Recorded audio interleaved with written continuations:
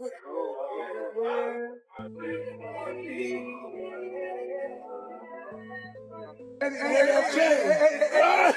me back. Hold me back. You a fight, Eddie.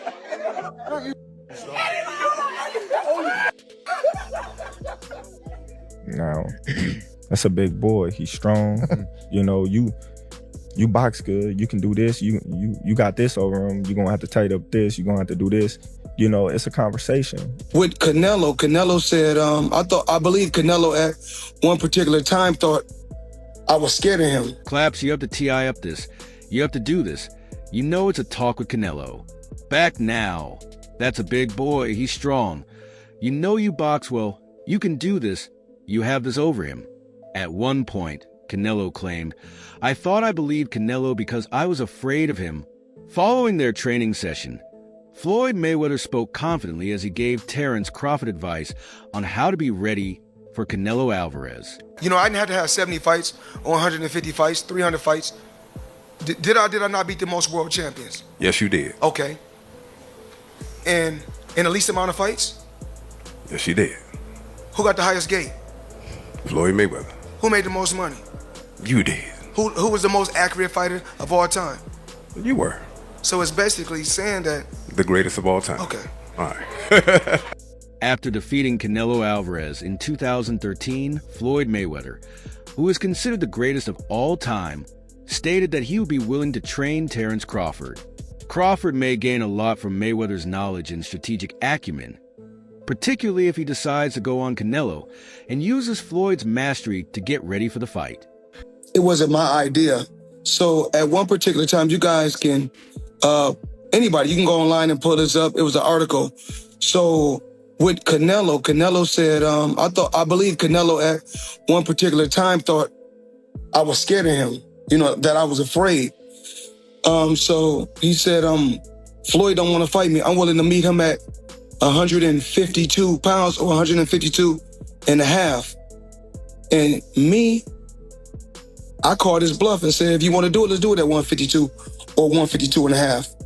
And, but after Canelo made the weight, it wasn't like it was a certain clause to where he couldn't gain weight. So after he weighed 152 or 152 and a half, I think he came in like 168 or close to 170. And actually I came in at probably like, I probably came in at 151 and 152. Gotcha.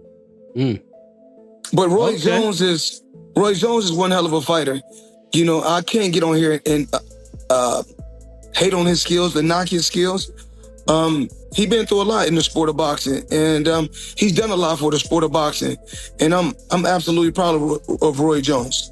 I didn't have to have 70, 150, or 300 battles. Did I or didn't I defeat the most world champions? You did all right, and she did, since she received the greatest gate. That basically means that you are the greatest fighter of all time, okay? Floyd Mayweather, who earned the most money, was the most accurate fighter of all time, and you were despite the weight difference. Terence Crawford jumping up from 154 to 168 and beating this quote-unquote version of Canelo Alvarez would diminish the accomplishment that Floyd Mayweather accomplished beating his version of Canelo Alvarez. Is it two different versions of Canelo Alvarez? And obviously, Canelo Alvarez is 62 wins, 2 losses, 2 draws, 39 big wins by way of knockout. He's a first ballot Hall of Famer. He is obviously bigger. When Floyd fought him, it was at 152 catch weight, but it had no rehydration clause. So you might as well just say it was at 154. Now, two things they have in common is that Floyd Mayweather was 36, 37 years of age. Terence Crawford is 36, 37 years of age, going on 38. So he'll be 38 when he fights Canelo Alvarez. Floyd had already had 2 fights at 154. He had the fight with Miguel Cotto, and he had the fight with Oscar De La Hoya. Floyd Mayweather emphasized his smaller size during his fight with Canelo Alvarez, saying, "I probably came in at 1 or 152. Floyd's legacy as a boxing great was cemented when he demonstrated his mastery in the ring, dominating the younger, stronger Canelo with skill, precision, and experience. Wasn't my idea, so at one particular time, you guys, anybody you can go online and pull this up. It was an article. So with Canelo said I believed Canelo at one particular time. Thought, I was scared of him, that I was afraid So he said, Floyd don't want to fight me. I'm willing to meet him at 152 pounds or 152 and a half. And me, I called his bluff and said, if you want to do it, let's do it at 152 or 152.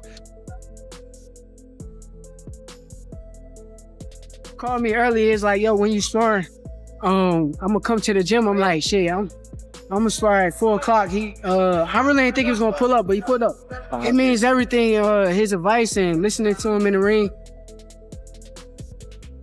I appreciate it. Can you hear him when you're sparring? Hell yeah, I can hear everything he's saying. He want me to box. He want me to. I can hear him, but sometimes it's like it's hard to listen. Sometimes, but I gotta listen a little bit more. A hell of a blessing to have Bud, Floyd, all these guys backing me, and I appreciate them. I'm just trying to keep pushing and keep getting better and better.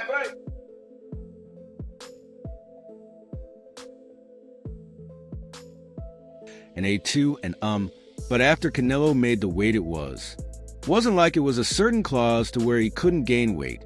So after he weighed 152 or 152 and a half, I think he came in like 168 or close to 170. And actually I came in at I probably came in at 151 and 152 gotcha. But Roy Jones is one hell of a fighter. I can't get on here, and I hate on his skills, the Nia skills. He's been through a lot in the sport of boxing.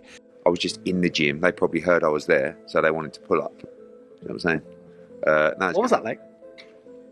Yeah, I've never really spoke to Floyd before. I've met him half a dozen times, and we've sort of said hello and all that kind of stuff. But actually, he's a funny fucker. He is. And I'm single-handedly making Terence Crawford the most popular fighter in the world, because I am the only one that's ever brought out his personality. True or false? Right? And Terence is one of the top guys in the sport. But even if he wasn't, you'd still say that because your business mind now is working and you're going, I wouldn't say top. I might say top, but he's unbelievably humble. Let me give you an example. Terence Crawford is with Steve Nelson's team, okay? They are staying at a hotel, part of the Cosmopolitan Group, across the street, all right? Nice hotel. Oh, my hotel, actually. Yeah, okay. Nice, right, but, there are many, many more fancy hotels in Las Vegas, okay? He has a standard room there. And we said to him, listen, do you want us to get you he could go into any hotel in Vegas and get a palatial suite. And he said, no, I want to stay with Steve for the week in a standard room. Now, to some people, they might go, oh, big deal. You know what people are like. I don't know many people that would actually do that. Floyd definitely wouldn't do that. But Terence is probably one of the most humble fighters in his position of the sport. And do you know what I love about being in environments like that last night? The love for the sport. Like Terence is watching Shakur sparred. Shakur sparred 14 rounds.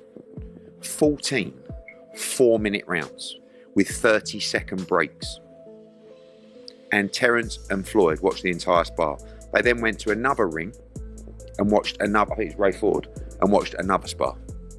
And he's done a lot for the sport of boxing, and I'm absolutely proud of Roy Jones recently. Floyd Mayweather expressed his thoughts on a possible fight between Terence Crawford and Canelo Alvarez. He has been apprehensive about this fight, advising Crawford to carefully weigh the difficulties of waiting to meet Alvarez.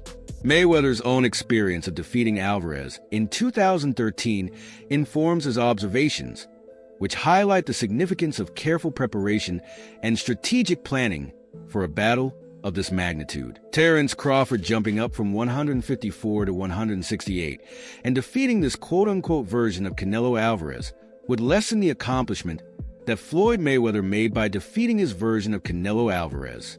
It seems like it's not official, but it may be a done deal. Terence Crawford, Canelo Alvarez. Early thoughts? What do you think? Yeah, look, the first thought is, can he handle the weight jump? Can he handle the weight jump? He being Crawford against Madridov, people are going to say, "Oh, he had some hiccups." Who don't have hiccups? When you eat something that's a little difficult to eat, and Madrimov was a little difficult to eat. He's not easy to digest. He's a good fighter.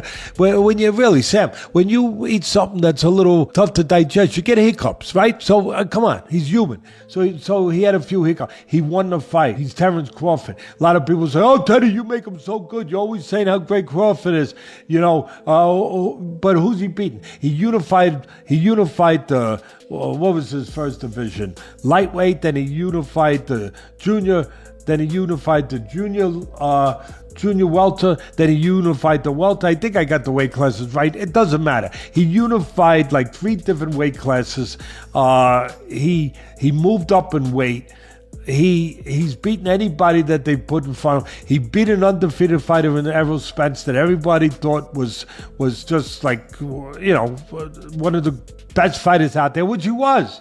He was one of the top fighters pound for pound out there, and he didn't just beat him, he dismantled him. He might have ruined him. We were talking about getting ruined in fights earlier. He might have ruined him. We don't know. He hasn't been back yet, Spence. He may have psychologically, physically